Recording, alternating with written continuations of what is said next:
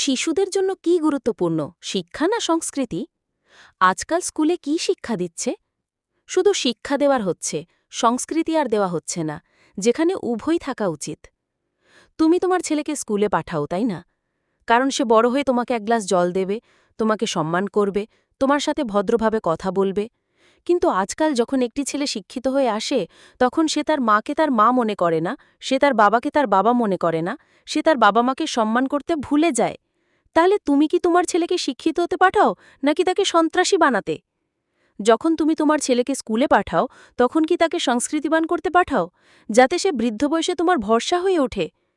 কিন্তু আজকের শিক্ষিত শিশুরা তাদের বাবা মায়ের ভরসা হয়ে উঠছে না। আমি কিছু শিশুর কথা বলছি, যারা ভালো ৫%, ১০%। বাকি বাচ্চারা শিক্ষিত হবার পর তাদের মায়ের প্রতি অসম্মান দেখাচ্ছে, শিক্ষিত হবার পর তাদের বাবার প্রতি অসম্মান দেখাচ্ছে।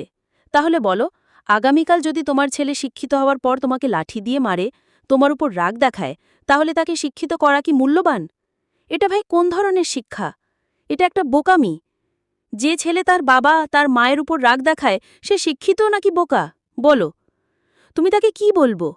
সে একজন বোকা, ১ নম্বর বোকা, মূল্যহীন, যে তার বাবাকে সম্মান করে না। দেখো, আজকের শিক্ষিত লোকেরা কি পড়াশোনা করেছে, এই দেশে কি হচ্ছে। শিক্ষা মানে দয়ালু হওয়া, শিক্ষা মানে নম্রতা, শিক্ষা মানে ভদ্রতা, শিক্ষা মানে ভদ্রতা, সরলতা। শিক্ষা কি দেয়? যদি তোমার স্বভাবগতভাবে নম্রতা, সরলতা না থাকে, তাহলে শিক্ষার অর্থ কি? শিক্ষা কেমন হওয়া উচিত ছিল? শিক্ষা মূল্যবোধে পূর্ণ হওয়া উচিত ছিল। আজকাল শিশুরা পড়াশোনা করছে, তারা ম থেকে মাছ পড়ছে, তারা গ থেকে গাধা পড়ছে। দরিদ্র সরকার কেবলমাত্র এত কিছু করতে পারে। আজকের শিশুরা গ থেকে গাধা পড়াশোনা করে, তারা গ থেকে গণেশ অধ্যয়ন করে না। কারণ যদি তারা গণেশ অধ্যয়ন করে, তাহলে তারা গণেশের মতো মূল্যবোধ পাবে। তারা তাদের বাবা মায়ের আশেপাশে ঘুরে বেড়ায়। আজকাল গাধার প্রয়োজন, গণেশের প্রয়োজন নেই। আমাদের দেশে সবচেয়ে বড় কল্যাণ, আমাদের দেশে সবচেয়ে বড় জ্ঞান কি বলুন? বেদ আমাদের জ্ঞান, গীতা আমাদের জ্ঞান। হ্যাঁ, বলুন, আমাদের ভারতের সর্বোচ্চ জ্ঞান গীতা।